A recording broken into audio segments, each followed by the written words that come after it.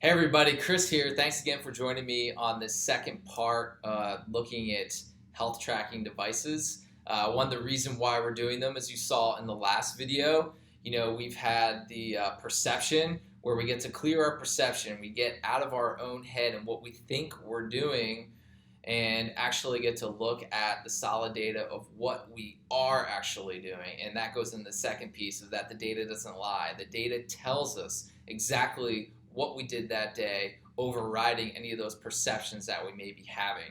The third piece to why we track, again, is because it's an accountability. It's our own coach in the process. We get instant feedback, daily feedback on what we're doing, and we're able to make those adjustments based on that feedback.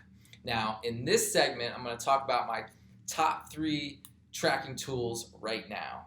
And the way that I'm going to frame this is that these 3 tools are essential for when you first start a new dietary pattern or any type of pattern, a new sleep regimen, a new supplement regimen, because these tools allow you to see its impact over your whole life.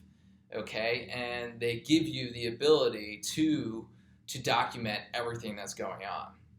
Okay, so now what do you think these 3 tools are? One deals with the whole system of the body. One deals with the input, meaning the supplement or the dietary feeding. And then the third one is actually what's going on within the cells of the body. Okay, those are the 3 components that we're going to look at. So the first one are tracking devices. Okay, now I'm just going to write devices on the board because there are many.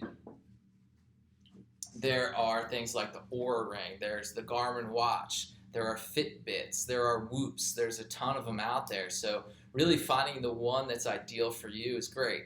I use the Oura Ring. And what does the Oura Ring do? It helps me track my sleep, helps me track my activity, and it helps me track my recovery. So all 3 of those things I look at comprehensively. I look at daily data, and then I look at trends over time. Now, in all of these devices, the trends are the most important instead of the daily data. There's all kinds of conversation out there about what's accurate, what's not. The truth is, it doesn't really matter as long as you're able to understand the trends, because they're all going to be proportional, right? So if you see huge increases or decreases in something, then you know it's something that you did. The exact number is not that important with these devices. So that's the number one thing that I use. I can see anything that I do in that day, whether it's like, too much exercise or not eating at the right times of day. All of this will show up in my readiness and my sleep score, any supplements, any new routines that I did, if I stayed out late, if I watched a movie late, how that impacts my next day. I can track that. And there's very valid data inside the nuances of these devices that I talk about in other videos that you want to look at to really understand and pull the value from that and say, hey, yes, I can see my heart rate was low, or it got too high, never recovered last night, so I should just rest today. And on a normal day, sometimes, if we don't have these tracking devices, in the example I gave, I may wake up one day feeling a little bit slow and groggy. I'm like, I'm just going to push the exercise anyway, and I do that, and then it extends my recovery like 3 or 4 days. Versus if I just listened and looked at the Oura Ring to see that, hey, like my recovery is really poor today, I should just not do anything, no physical activity other than walking, and then the very next day you're ready to crush it again. See, you saved yourself, 2 or 3 days of recovery. Like, what can you do in that day by feeling awesome just because you listened to the tech and took a rest? Like, that is value right there, okay? So I love these things. I think they're super essential in really understanding where we are day to day and track, or really just make adjustments as we go along so we can save that 2 or 3 days and perform awesome in those 2 or 3 days instead of losing them, right? Okay, that's number 1. Number 2 is a macronutrient calculator. So the calculator I use is Chronometer. You can also use MyFitnessPal, or there's a ton of them out there. Chronometer is awesome. I love it. And I use it specifically when I go into and I make a dietary change. I want to track my macronutrients over those couple of days to see where I'm at. So for instance, recently I bumped down my carbs a lot and I upped my protein.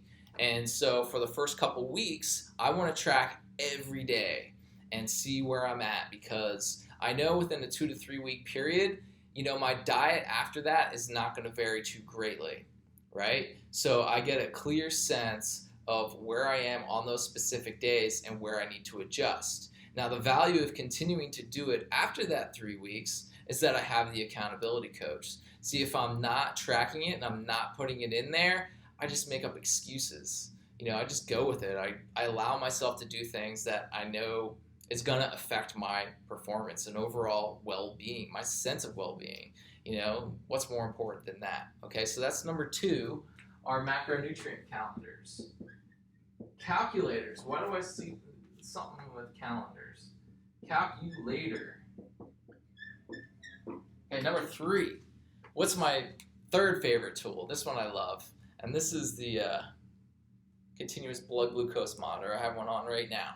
Okay, what this does is, this is by prescription in the United States, but you can get one from your physician if you talk to him about that. I don't know how that all works, but anyway, if you get one, the value in this, okay, for me, blood sugar was an issue. Some of you, it might not be, but you might not know that either. You might find through using this that specific foods spike your blood glucose, right? And so you start to make correlations when you see this in real-time data that your moods are greatly impacted by the foods you eat and how you're responding on a cellular level. You start to make these correlations, and after a while of doing it, you start to get a hand on, okay, I understand that in between meals, my blood sugar does fall, and it falls to a level where it makes me grumpy, and I'm not a good person to be around. But if I just take a small piece or a couple of macadamia nuts, have a small snack, it bumps me back up to a good range. It doesn't spike my blood glucose because I'm not eating sugar or fruit or any of that stuff. I'm eating good, healthy fats in that period. I keep a stable mood and blood sugar, and I can track that. And so that's the third piece, is my favorite. Okay, so continuous blood glucose monitor. Now with those 3 tools, you can really make a huge impact and see how the lifestyle that you're in right now, those patterns that you're in, see if they're working for you. Or if you're making a shift, you track them during that time and you can see where the improvements exist. All right? That's what I have for now. Thank you so much for joining me. Please share this post. This is really good stuff. And post your comments below as well. Thanks a lot.